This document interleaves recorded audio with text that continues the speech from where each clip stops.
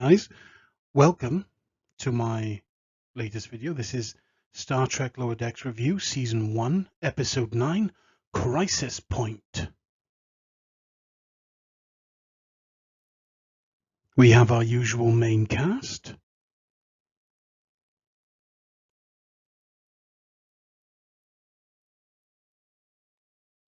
We have our stalwart secondary cast.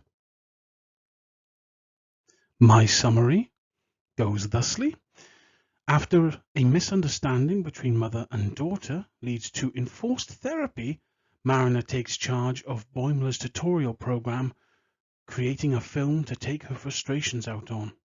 But will she find more than what she's looking for? To a rebellion in action as an old TNG alien returns, or at least they're designed similarly to the Atticon from the TNG episode The Manhunt. That also had them having issues harassing lizard men as well. As our hero, Beckett Mariner, topples the Ratman statue to the jubilation of the lizard men. She is stoked to finally be on her mum's good side. First time for everything. But those hopes are dashed by General Order Number 1. As always, the Prime Directive ruins everything. The captain and her daughter argue, and the captain sends her to therapy with new frontman Dr. Miglimo, the parrot man that's been in a few of the episodes, and just saying therapy should not be a punishment. The captain tries to smooth things over after sending Mariner back, and we hit the titles. After returning, we are met Dr. Miggs, full name not needed. Apparently the guy loves food metaphors. After Mariner destroys his bonsai plant, we cut to the holodeck, and there, doing what I would love to do, skeet shooting with Da Vinci. Though I would also set history's worst dictators in an MMA-style cage fight against each other, or a Blood Rage Klingon, for science. They get interrupted by our resident mad lad and hero and fate's butt puppet, Boimler. The captain is evaluating candidates for her advanced diplomacy workshop, so he wants to be in on that program and has designed a holodeck program to help him. And I love that he's using the holodeck as a study aid. Not thrilled about the NSA-style breach of privacy he does here, because he literally has access to every single log by every single person on the ship. That's going a bit far. He materializes a perfect simulation of the bridge and crew. Not creepy at all. But Mariner has other ideas, taking over the program, turning it into a film.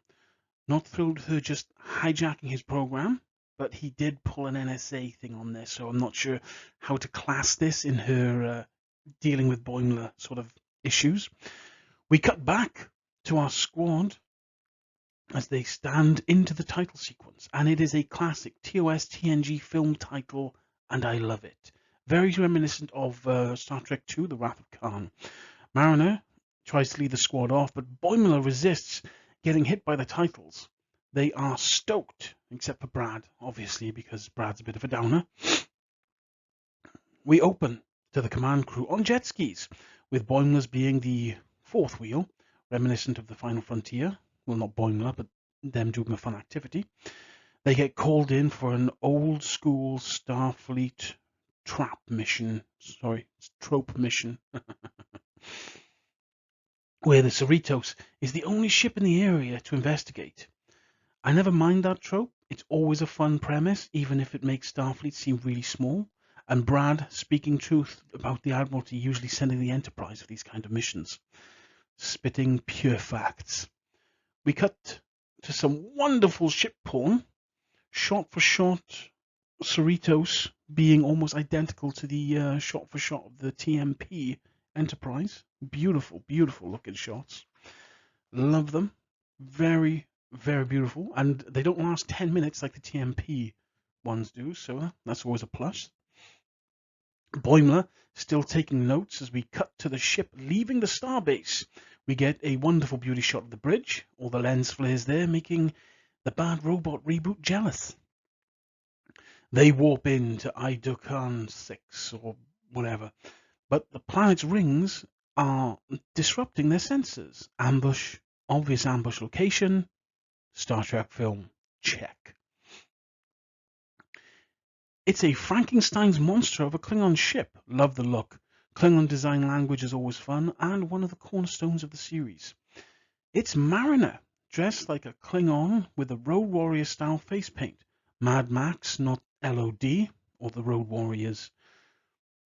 I love that she's purposefully mispronouncing the captain's name and her name Vindicta. That's pure Voyager. I love it.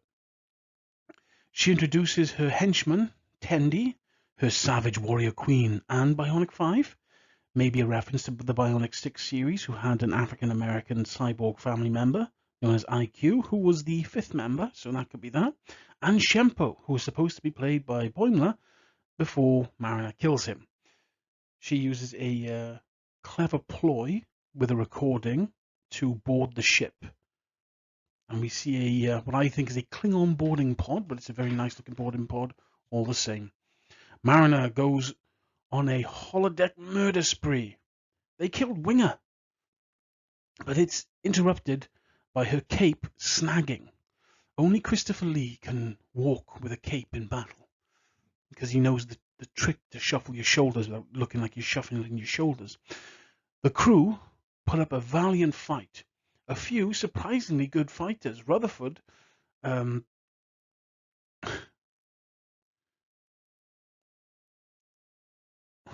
Rutherford, our boy, uses this opportunity to rush to confront Billups. The crew are showing some real combat skills here, even the blue shirts.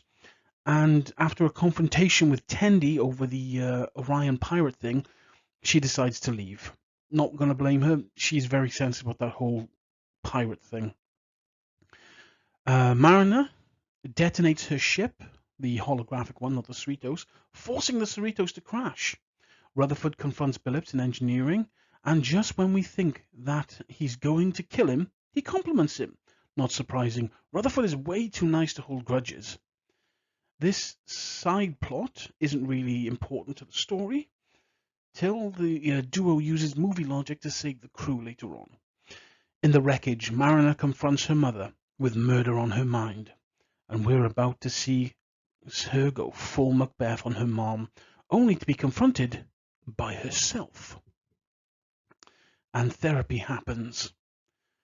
The holographic version of her fights, knocking her down and destroying every one of her BS points, and finally revealing that she loves her mom before she activates the ship's self-destruct. It was awesome in the same vein as Anakin's fight in Return of the Jedi.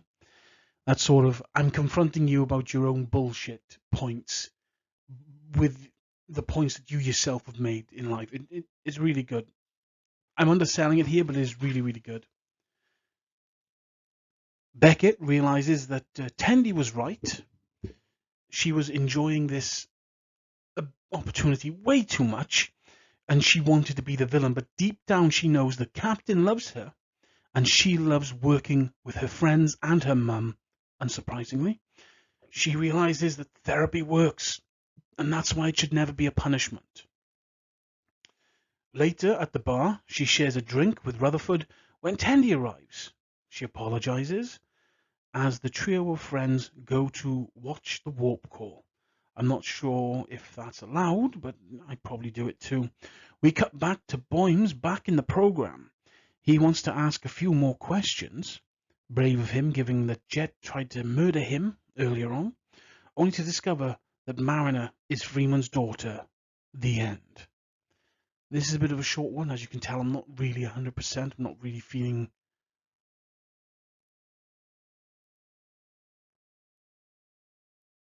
well. And I've just come off like a small 2-week break to try and get better from this nasty cold. So I apologize if this is a bit abrupt.